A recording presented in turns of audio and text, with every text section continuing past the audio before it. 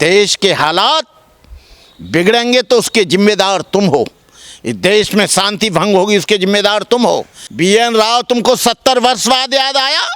सारा देश और सारी दुनिया कहती है कि संविधान के निर्माता डॉक्टर बाबा साहब अम्बेडकर हैं। तुम्हें आज याद आया? गांधी कहता रहा डॉक्टर अम्बेडकर ने संविधान बनाया।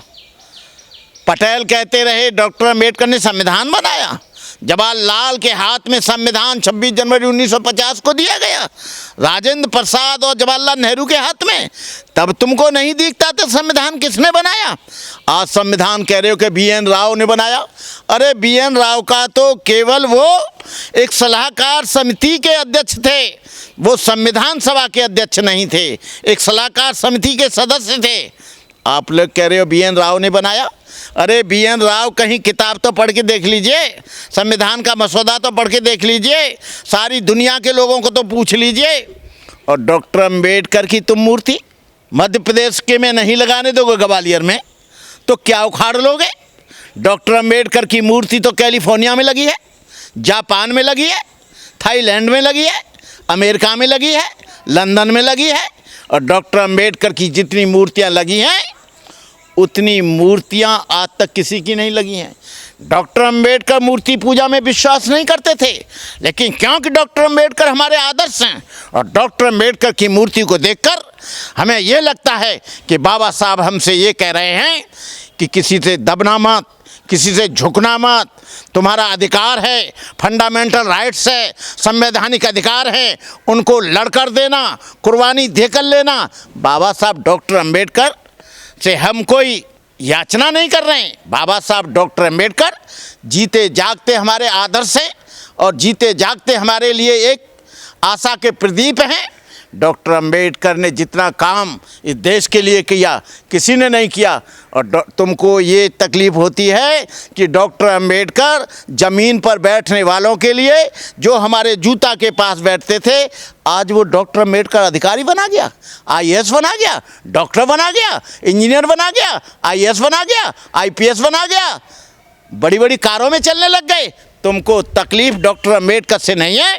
जो डॉक्टर अम्बेडकर ने संवैधानिक अधिकार उन गरीब, पिछड़े, दलित, शोषित, पीड़ित, मरे गिरे लोगों को जो अधिकार दिए थे, आज वो उस अधिकार के बल पर जिस ऊंचाइयों पर पहुंचे हैं, जो तुम्हारे लोग एक IAS बनता है तो उसके नीचे रहते हैं, IPS बनता है तो उसके नीचे रहते हैं, तुम्हें वो तकलीफ़ है।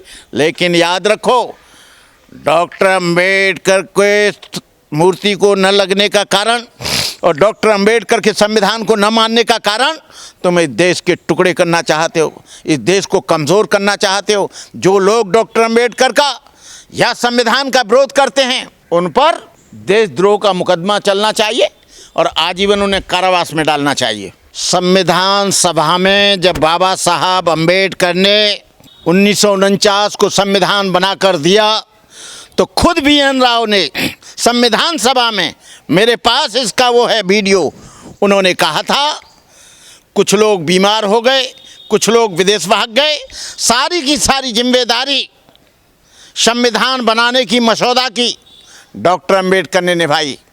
ये लोग झूठी अफवाह फैलाकर डॉक्टर अम्बेडकर के इतिहास को ख़त्म करना चाहते हैं, डॉक्टर अम्बेडकर को ख़त्म करना चाहते हैं। इनको डॉक्टर अम्बेडकर से इतनी नफरत क्यों?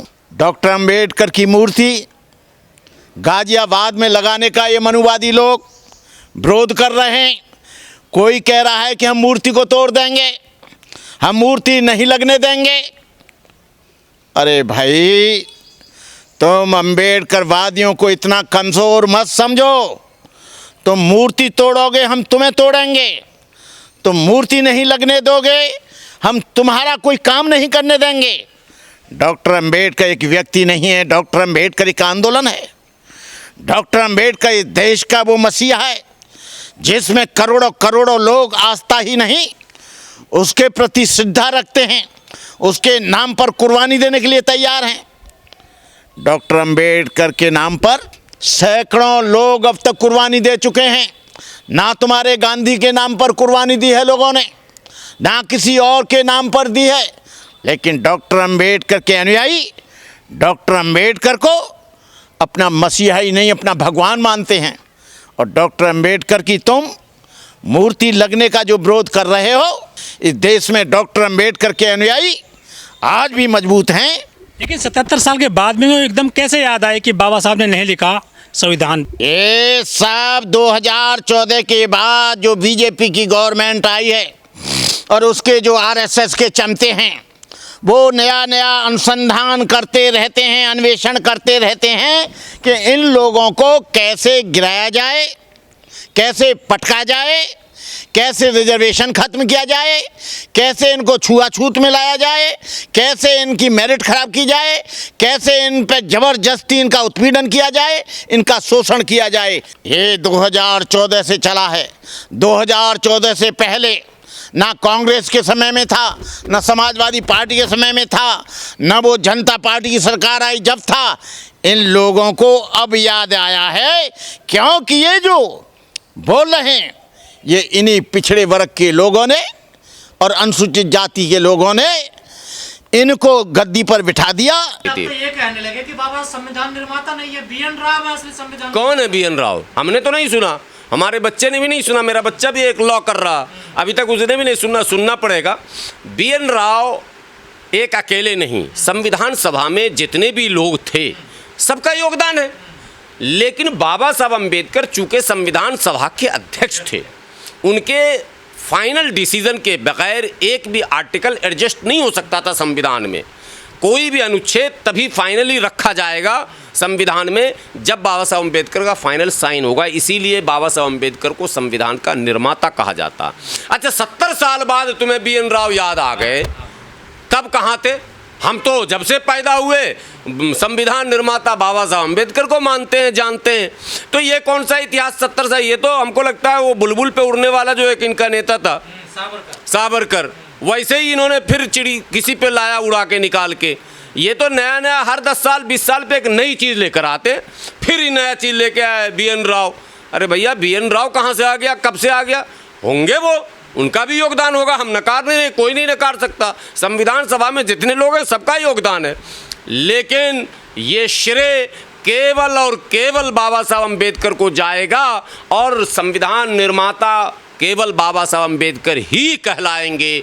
लाख कोई नाक रगड़ ले, लाख कोई बुलबुल पे बैठा के उड़ा दे किसी को, वो स्वतंत्रता सेनानी नहीं हो सकता। बुलबुल पे उड़ सकता है, लेकिन स्वतंत्रता सेनानी होने के लिए उसे इंडिया गेट पर जाकर अपना नाम लिखवाना पड़ेगा। वहाँ सावरकर का नाम नहीं लिखा गया है। ये भी बहुत बड़ी बात है कि वो लोग जो सावरकर को बढ़ा चढ़ा कर गिनाते थे, उन्होंने इंडिया गेट पर उनका नाम नहीं लिखा। ये आपको हैरानी होगी, बहुत सारे व्यूवर्स को नहीं पता। वो जो सैकड़ों नाम हैं उसमें सावरकर जी का नाम नहीं है। ये लोग अंग्रेज़ों के दाएं बाएं वाले थे, अंग्रेज़ों ने अपने लोगों को रखा था, ठीक है, कि भाई थोड़ा सा मेरा, आपको पता है जितने कानून हैं उसमें बहुत सारे ब्रिटिश कानून जो एडजस्ट हुए हैं वो इन लोगों की ही वजह से, ये अंग्रेज़ों के ख़ास लोगों ने ही एडजस्ट किया था। बाबा साहब अम्बेडकर और बहुत कुछ बदलाव चाहते थे, लेकिन अकेले वो कुछ कर नहीं सकते थे, चूँकि पूरी सभा, पूरी कमेटी थी, पूरी समितियों का संयुक्त निर्णय होता था, अंतिम फैसला बाबा साहब को करना था। तो बाबा साहब भी मेजॉरिटी को अनदेखा करके कोई फैसला नहीं कर सकते थे। रूल रेगुलेशन एक होता है समितियों का, तो मेजॉरिटी की राय पर बात बनती थी। लेकिन ये कहना कि संविधान निर्माता नहीं है बाबा साहब अम्बेडकर, ये अस्वीकार ही नहीं है। ये सरासर एक सच को नकारने वाली बात है कि आप किसी नए चेहरे को लाकर रखना चाहते हो। ये नहीं चलने वाला किसी भी कीमत पर।